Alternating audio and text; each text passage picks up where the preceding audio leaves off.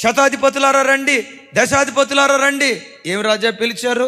సైన్యం అంతటిని సిద్ధపరచండి, ఆయుధాలన్నింటినీ సిద్ధపరచండి, ఫిరంగులన్నింటినీ సిద్ధపరచండి, కత్తులు ఖడ్గాలు అన్నీ సిద్ధపరచండి అని సైన్యాన్ని సిద్ధపరచాలి. సైన్యాధ్యక్షుడి దగ్గరికి వెళ్ళాలా, సైన్యం దగ్గరికి వెళ్ళాలా. మరి దావీదు ఎక్కడికి వెళ్ళాడు తెలుసా?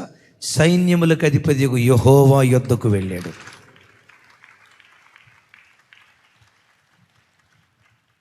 యుద్ధానికి వెళ్ళమంటావా?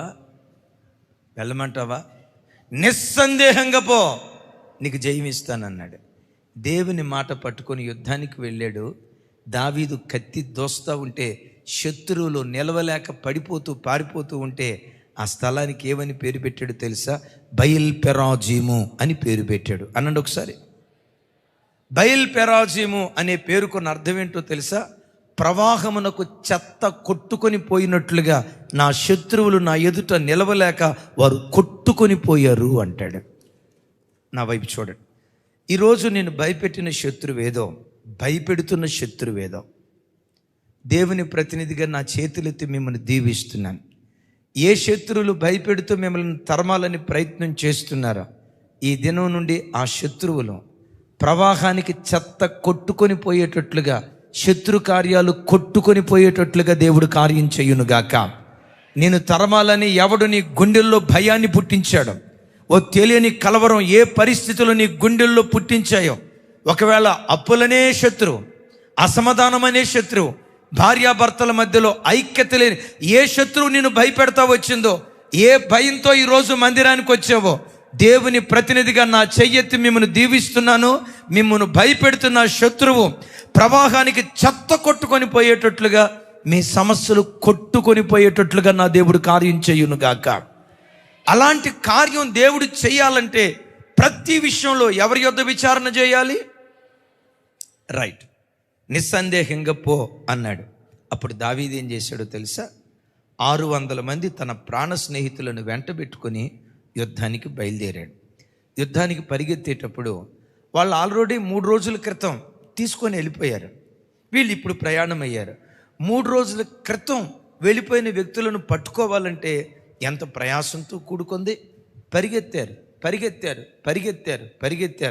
ఈ పరుగులో 200 మంది వాళ్ళ ఏమంటారు, పాయాసం అయిందంటారు చూసారా, పరిగెత్తి అలిసిపోయి, నాయన పోతే పోయి నాయన, ఇంకా పరిగెత్తితే మేము పోయేటట్టున్నాం, మా వల్లగా అవట్లా, మేము పరిగెత్తలేమని బెసేరు వాగు దగ్గర ఆగిపోయారు.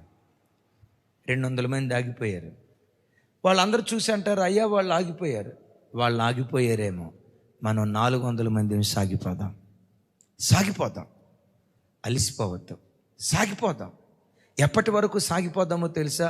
విజయాన్ని సాధించే వరకు, శత్రువును ఛేదించే వరకు, చేరవలసిన గమ్యానికి చేరే వరకు అలిసిపోవద్దు, అలసట రానివద్దు. ఆతృత పడుతూ పరుగు పరుగున శత్రువులను తరమటం ప్రారంభించారు.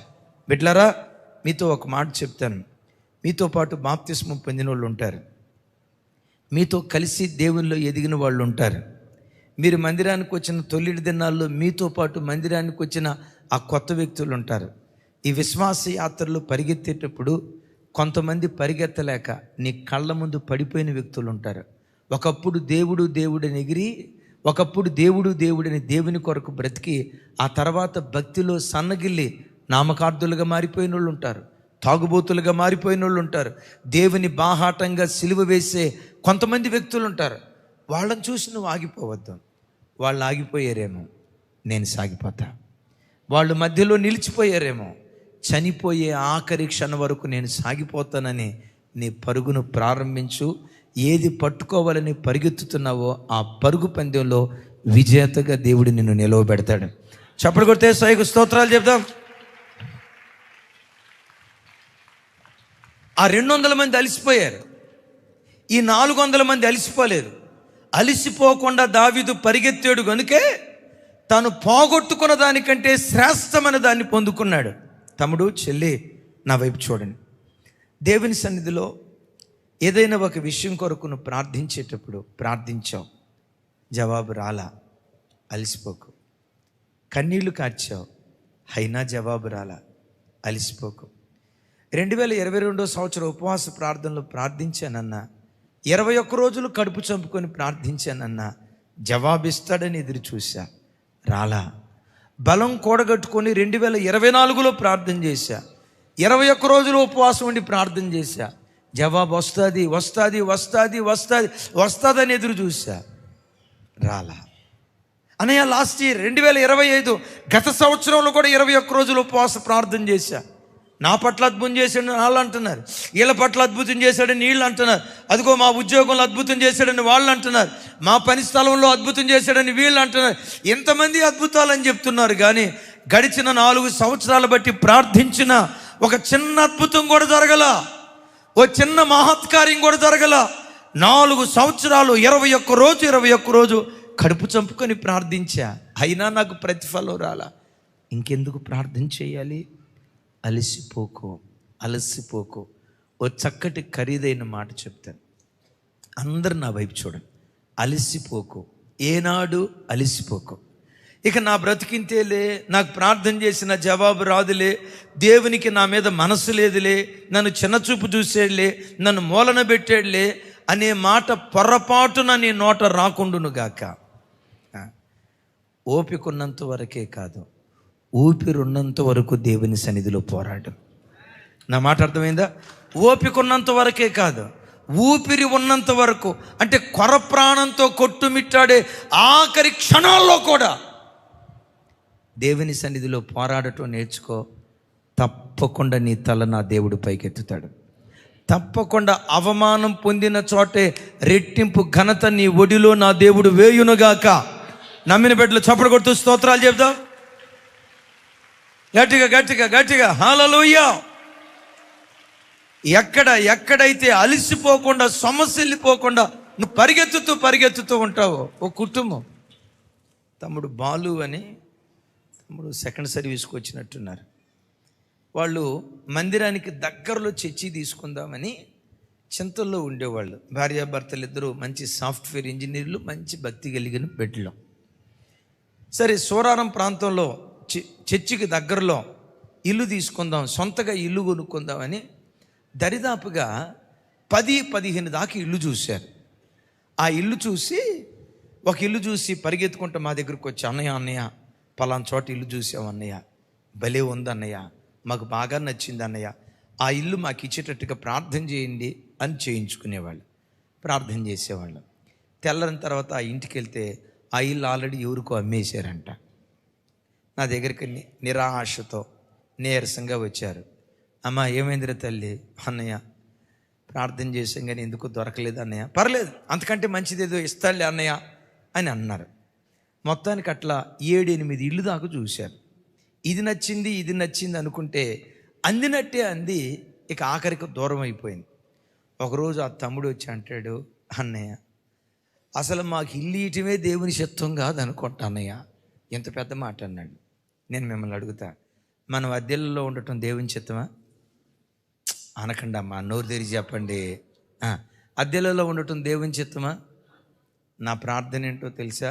మీలో ఎవరెవరు అద్దెకుంటున్నారో ఒకనొక రోజు మీరే ప్రజలకు అద్దెలకిచ్చే స్థితిమంతులుగా నా దేవుడు మిమ్మల్ని ఆశీర్వదించునుగాక. దేవుడు మిమ్మల్ని కనికరిస్తే అపార్ట్మెంట్లు కట్టండి, అద్దెలకి ఇచ్చేయండి. అట్లా కసిగా ఉద్యోగం చేయండి, పని చేయండి, కసిగా చదువుకోండి. ఎందుకంటే కొన్ని చోట్లకి వెళ్తే కొంతమంది తల్లులు చెప్తున్నారు, అన్నయ్య ఇల్లు ఇస్తాం, అద్దెకిస్తాము అంటున్నారు. ఇక అడ్వాన్స్ ఇచ్చే ముందు మమ్మల్ని చూసి నుదుట బొట్టు లేకపోతే మీరు క్రిస్టియన్సా? అవునండి, క్రిస్టియన్స్కి మేము ఇల్లు ఇయ్యం. ముఖం మీదే చెప్తున్నారన్న.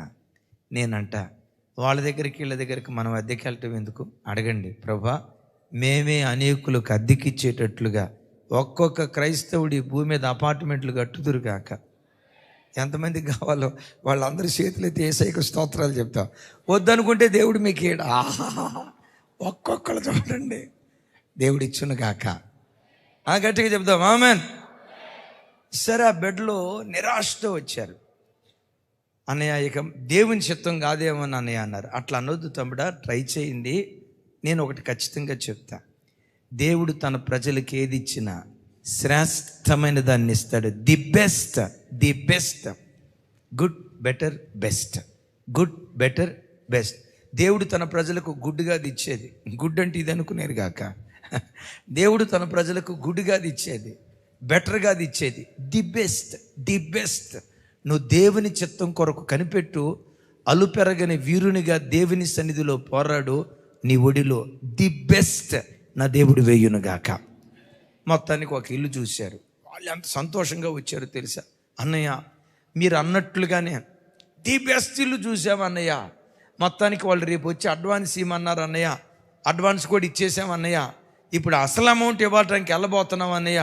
మేము చూసిన 9 ఇళ్ళ కంటే ఇప్పుడు చూసిన ఇల్లు చాలా అద్భుతమైన ఇల్లు అన్నయ్య. మేము అడ్వాన్స్ ఇచ్చాం, ఒక 1000 రూపాయలు అట్లా భయాన్ని ఇచ్చామన్నయ్య. ఇప్పుడు కొంత టోకెన్ అమౌంట్ ఇద్దామని వెళ్తున్నామని ప్రార్థన చేసుకున్నారు. ఎంత హుషారుగా వెళ్ళారో అంత నీరసంగా తిరిగి వచ్చారు. ఇక వాళ్ళిద్దరు ఎట్లున్నారో తెలుసా? ఒక మాటలో చెప్పాలంటే వర్షానికి తడిసిన కోడులు అంటారు చూసారా, ఊగులాడుతూ వచ్చారు. అమ్మ ఏమైందిరా తల్లి, తమ్ముడా బాలు ఏమైందంటే, ఏమైంది ఏమన్నా, ఆ ఇల్లు మాకంటే ముందు ఎవరో కొనుక్కున్నారంట అన్న, రాత్రి వచ్చి డబ్బులు ఇచ్చిపోయారంట అన్న. మాదేమో ఇంత 1,10,00,000 అంటే వాడు ఎవడు 1,20,00,000 అన్నాడట. ఆ 10 లక్షల రూపాయలకు ముగ్గు చూసి మా 1000 రూపాయలకి క్యాన్సిల్ చేసుకొని ఇచ్చేసారంట అన్న. ఇక తమ్ముడు అన్నాడు, అన్నయ్య కన్ఫామ్ మాకు ఇల్లు ఇటో అని అన్నారు. అటు ఎందుకంటారు తమ్ముడా, ప్రయత్నం చేయండి. అసలు మీరు కోరుకుంది ఏంటి? చర్చికి దగ్గరలో ఉండాలని కోరుకున్నారు. ఇది ఆత్మ సంబంధమైన కోరిక. ఆశగొన్న ప్రాణాన్ని తప్పకుండా దేవుడు తృప్తిపరుస్తాడు. అలా వెతుకులాట్లో ఇక్కడ దగ్గరే ఒక ఇల్లు చూసి వచ్చారు. వాళ్ళు వచ్చి ప్రార్థన చేయించుకొని మొత్తం అమౌంట్ కట్టారు. హౌస్ డెడికేషన్కి వెళ్తే ఆ చెల్లి ఏం చెప్తుందో తెలుసా? మేము చూసిన 10 గృహాలలో ది బెస్ట్ హౌస్ ఇప్పుడు దేవుడు మాకిచ్చాడు. అది మంచిది ఇది మంచిది అని అనుకున్నాం, అయితే చూసిన 10 గృహాలలో అతి శ్రేష్టమైన గృహాన్ని దేవుడు మాకిచ్చాడు. అయ్యో ఎందుకు దూరం అయిపోయింది అనుకున్నాం. ఎందుకు దూరమైందో తెలుసా? అతి శ్రేష్టమైన దాన్ని దేవుడు నీకు ఇవ్వటానికి కొన్నిటిని దేవుడు నీకు దూరం చేస్తాడు. గట్టిగా చెప్దాం ఆమేన్. అందుకని మనం ఏం చేయాలి? ఆ అతి శ్రేష్టమైన దాన్ని దేవుడు మనకు అనుగ్రహించే వరకు అలసట లేకుండా పోరాట యోధులుగా దేవుని సన్నిధిలో మనం పరిగెత్తుదుముగాక. ఒకవేళ వాళ్ళు 10 గృహాలు చూసి ఇక మనకు లేదులే, కొంతమంది అంటారు ఎక్కడ రాసి ఉండాలంట, ఏదో ఒకసారి గీతలు చూపించిన ఆయన ఎక్కడ రాసి ఉంది? అవునా, నుదుటి మీద ఏమి రాసి లేదు. నుదుటి మీద రాసి ఉండాలండి అంటారు. వినండి, ఒకవేళ 10వ ఇల్లుతో వాళ్ళు ఆపేశారనుకోండి, ఉత్తమమైన దాన్ని వాళ్ళు పొందుకోగలిగే వాళ్ళ నో. నీ జీవితంలో కూడా ఒక ఉత్తమమైనది దేవుడు నీ కొరకు దాచిపెట్టి ఉంచాడు. అది పొందుకునే వరకు ప్రార్థనలో పోరాడుదువుగాక. అది పొందుకునే వరకు దేవుని సన్నిధిలో పెనుగులాడుదువుగాక. నీ పెనుగులాటను చూసి కోల్పోయిన దానికంటే శ్రేష్టమైనది నీ ఒడిలో దేవుడు వేయునుగాక. ఈ 400 మంది వెళ్తా ఉంటే మధ్యలో ఒక విచిత్రం జరిగింది. ఒక అతను రోగం చేత అల్లాడిపోతున్నాడు, చావు బ్రతుకుల మీద కొట్టుమిట్టాడుతున్నాడు. దావీదు అక్కడ ఆగి వాళ్ళతో చెప్తాడు, బాబు అతనేంటో కాస్త ఇబ్బందిలో ఉన్నాడు, మన దగ్గర ద్రాక్ష గెలలు ఉన్నాయి కదా, మన దగ్గర నీళ్ళు ఉన్నాయి కదా, కొంచెం ద్రాక్ష గెలలో నీళ్ళు ఇచ్చి అతని ప్రాణం సేదతీరేటట్లుగా సహాయం చేయండి అన్నాడు. విచిత్రం, ఈయనే ఇబ్బందుల్లో ఉన్నాడు. ఇబ్బందుల్లో ఉన్న దావీదు ఇబ్బందుల్లో ఉన్న మరొక వ్యక్తికి సహాయం చేస్తున్నాడు. విన్నారా? ఒకవేళ మనం టెన్షన్లో వెళ్తున్నాం, సెల్ ఫోన్ పోయింది అనుకోండి. ఒక మాట, 70,000 రూపాయల సెల్ ఫోన్ ఎక్కడో పడిపోయింది. ఆ 70,000 రూపాయల సెల్ ఫోన్ పడిపోయిన ఆ పరిస్థితుల్లో ఎక్కడ పడిపోయిందో ఫోను అని వెతుక్కుంటా వెళ్తున్నారు. జేబు నిండా డబ్బు ఉంది, ఎక్కడ పడిపోయిందో ఫోన్ అని వెతుక్కుంటా వచ్చేటప్పుడు అప్పుడే ఒక భిక్షగాడు వచ్చి అయ్యా భిక్షాందేహి అని అన్నాడు అనుకోండి. అసలు నీకు బీపీ లేదు, కోపం 190కి పోద్దే. అసలు ఆ మాట ఎలా పడలేదు అడుక్కోవటానికి వెళ్ళిపో అని అంటారా అనరా? ఎంత సిరాకు చూపిస్తారంటే, ఇంకా కొంతమంది పుణ్యాత్ములు ఉంటారు, కోపిష్టి మహాత్ములు. ఆ కోపిష్టి మహాత్ముడు నా బాధతో నేను నా టెన్షన్ నేను తట్టుకోలేకపోతుంటే అయ్యా బిచ్చాన్ దేహి అంట వెళ్ళిపో అని చిరాకు పడతారు. ఎందుకు? నువ్వు టెన్షన్లో ఉన్నప్పుడు ఇంకొకరిని గురించి ఆలోచించవు. అలాంటి సంక్లిష్ట స్థితిలో కూడా దయనీయ స్థితిలో ఉన్న వ్యక్తిని దావీదు పరామర్శించాడు. నా వైపు చూడండి. దయనీయ స్థితిలో ఉన్న వ్యక్తి పట్ల దయ చూపించాడు. నీళ్ళు ఇచ్చాడు, ద్రాక్ష గెలలు ఇచ్చాడు, అంజూరు పండ్లు ఇచ్చాడు. అతని దాహం తీర్చి అతని ప్రాణం సేదతీరేటట్లుగా చేశాడు. ఈలోపు అడిగారు, బాబు నువ్వు ఎక్కడోడివి? ఐగుప్తీయుడివా? లేదయ్యా, అమాలేకీయుడి దగ్గర నేను పనిచేస్తున్నాను. అమాలేకీయుడి దగ్గర ఎందుకు పనిచేస్తున్నావు? ఇక్కడ ఎందుకు ఉన్నావు? అదే సార్, 3 రోజుల క్రితం సిక్లక్కు వచ్చాం, సిక్లక్కులో దాడి చేశాం, మొత్తం ఆస్తి తీసుకొని దోచుకొని వెళ్తున్నాం. ఈ పరిగెత్తే పరంపరలో పనిచేసి దొంగతనాలు డే అండ్ నైట్ చేసి అలసిపోయానయ్యా, రోగిష్ఠుడిని అయితే ఇక్కడ నన్ను వదిలిపెట్టి వెళ్ళిపోయారు. ఎవరు బాబు? అది సిక్లకులో ఉన్న అమాలేకీలే, సిక్లకులో దోచుకున్న అమాలేకీలేనా? అవునయ్యా. వాళ్ళతో పాటు నువ్వు కూడా వచ్చావా? అవునయ్యా, నేను కూడా వచ్చాను. అయ్యో, మా పిల్లలు ఉన్నారే, వాళ్ళని దోచుకున్నారు. అవునయ్యా, దోచుకున్నారు. సరే, అయిపోయింది, ఇది అయిపోయింది. అమాలేకీయులు ఏ దారి గుండా వెళ్ళారు? దారి చెప్తావా అంటే, వై నాట్ సార్, ఆ స్థావరాలన్నీ నాకు తెలుసని అమాలేకీయులు ఎక్కడున్నారు దారి చూపించారు. ఆ దారి గుండా వెళ్ళి దావీదు కోల్పోయిన దానికంటే రెట్టింపు పొందుకున్నాడు. ఇక్కడ ఒక మాట చెప్తాను. దావీదుకి అతడు దారి చూపటానికి కారణం ఏంటో తెలుసా? ఈ మాట గుండెల్లో రాసుకోండి. దయ చూపిస్తే నీకు దారి చూపే వాళ్ళను దేవుడు లేవనెత్తుతాడు. నీవు దయ చూపిస్తే నీకు దారి చూపే వాళ్ళను దేవుడు లేవనెత్తుతాడు. మరోసారి చెప్దాం, ఆమెన్. ఏమన్నా చెప్పండి. నీవు దయ చూపిస్తే, పెద్దగా చెప్పండి. ఎప్పుడో నీ చుట్టూతా ఉన్న వ్యక్తుల పట్ల దయ చూపించు. నువ్వు దయ చూపిస్తే తమ్ముడా, నీ కష్ట స్థితి వచ్చినప్పుడు, నీకు ఇబ్బంది స్థితి వచ్చినప్పుడు, సంక్లిష్ట పరిస్థితుల్లో నువ్వు నలిగిపోయేటప్పుడు నీ పట్ల దయ చూపే వ్యక్తులను దేవుడు తప్పకుండా లేవనెత్తుతాడు. నీవు దయ చూపిస్తే దేవుడే నీకు దారి చూపించును గాక. మీకు తెలుసా, ఒక గొప్ప డాక్టర్ గారు, యేసయ్యకి మహిమ కలుగును గాక, అది పేరుగాంచిన ఓ మహా గొప్ప పట్టణం. ఆ పట్టణంలో కడు పేద స్థితిలో ఉన్న ఒక పేద అబ్బాయి చిన్న చిన్న పనులు చేసుకుంటూ బ్రతుకుతూ చదువుకుంటున్నాడు. ఓ రోజు ఇంటింటికి తిరిగి పని చేసుకుంటున్న ఆ పరంపరలో విపరీతంగా అలసిపోయాడు. దాహం అవుతుంది. ఈ అబ్బాయి ఒంటి మీద బట్టలు లేకపోవటం, అంటే సరైన బట్టలు లేకపోవటం, తైల సంస్కారం లేని తల, చూడటానికి కాస్త ఇబ్బందిగా ఉండటాన్ని బట్టి ఎవరు ఈ అబ్బాయిని చూసి పలకరించట్లా, గ్లాసుడు నీళ్ళు ఇవ్వట్లా. ధైర్యం చేసి ఒక ఇంటికి వెళ్ళాడు. తలుపు తట్టాడు. తలుపు తీశారు. బాబు ఏం కావాలి? అమ్మ, బాగా దాహం అవుతుంది, ఓ గ్లాసు నీళ్ళు ఇస్తారా అని అడిగాడు. వైనాట్ అని చెప్పి ఆ చిన్న అమ్మాయి లోపలికి వెళ్ళి వాళ్ళ అమ్మాయికి చెప్పి గ్లాసుడు నీళ్ళు అడిగితే గ్లాసుడు పాలు తెచ్చి ఇచ్చిందట. చూసి, అమ్మా నేను అడిగింది నీళ్ళమ్మా.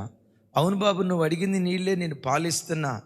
వెంటనే అన్నాడట, అమ్మా ఈ గ్లాసుడు పాలకి డబ్బు చెల్లించే స్థితి నాకు లేదమ్మా, నేను పేదోడిని. బాబు, డబ్బు కోసం ఈ పాలు ఇవ్వట్లా, నీ పట్ల దయ చూపిస్తున్నా. దాహార్తితో అల్లాడిపోతున్నావు కదా, నీ ముఖ వచ్చి చూస్తేనే కడుపు నిండా భోజనం చేసి ఎన్ని రోజులు అవుతుందో, ఈ గ్లాసుడు పాలు తాగు బాబు అని ఇస్తే గ్లాసుడు పాలు గటగట గటగట గటగట 6 నిమిషంలో తాగేశాడట.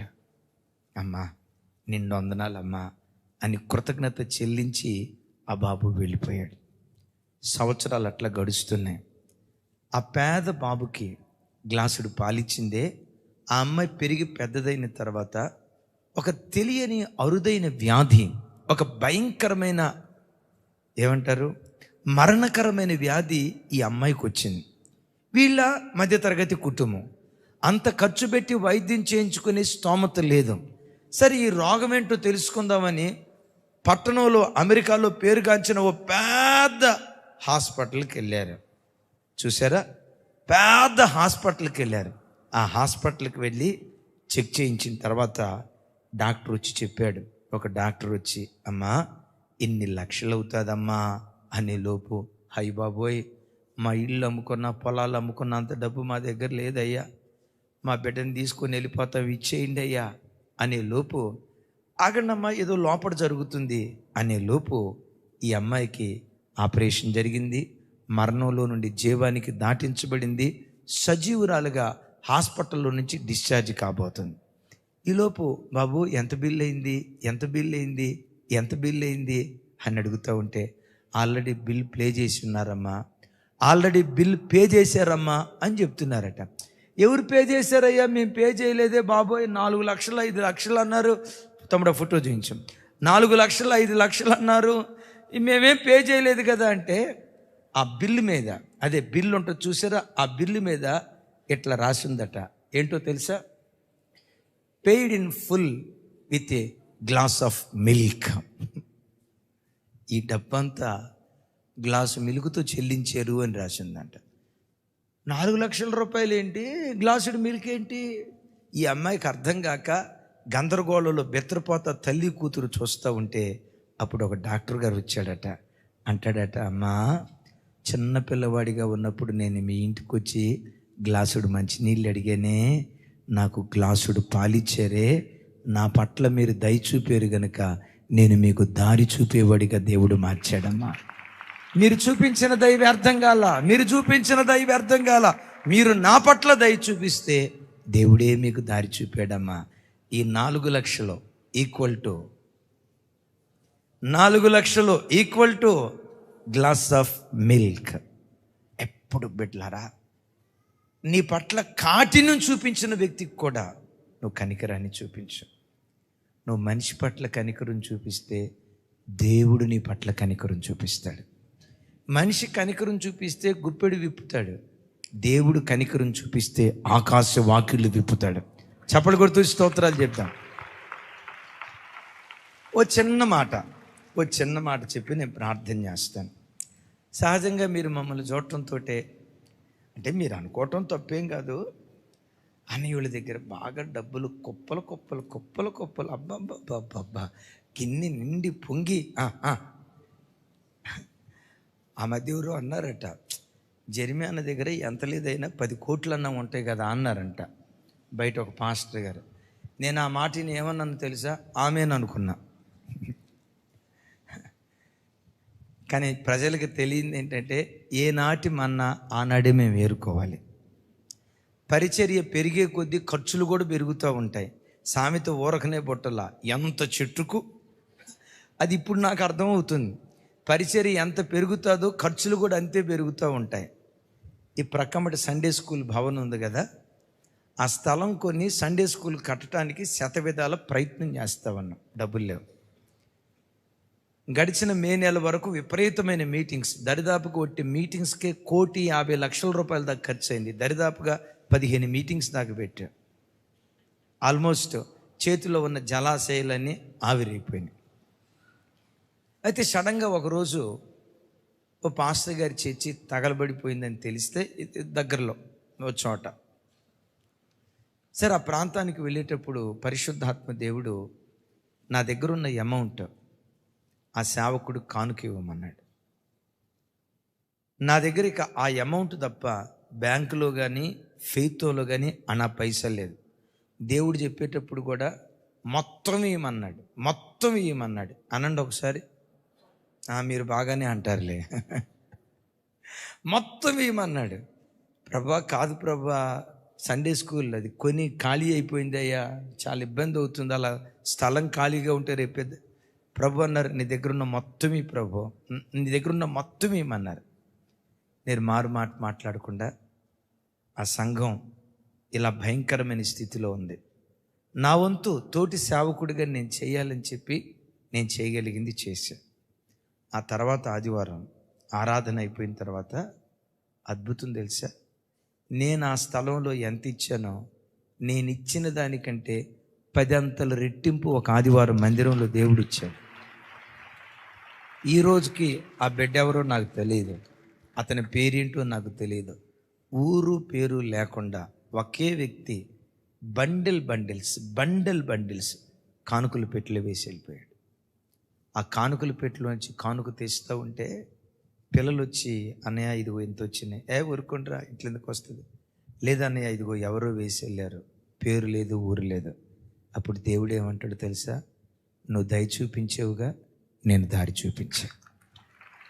నువ్వు దయ చూపించావుగా, దయనీయ స్థితిలో ఉన్న ఒక వ్యక్తి పట్ల నువ్వు దయ చూపించావు కదా, నీవు దయ చూపిస్తే నేను నీకు దారి చూపించా. బిడ్లరా, నువ్వు జీవితంలో ఏవైనా కోల్పోవు.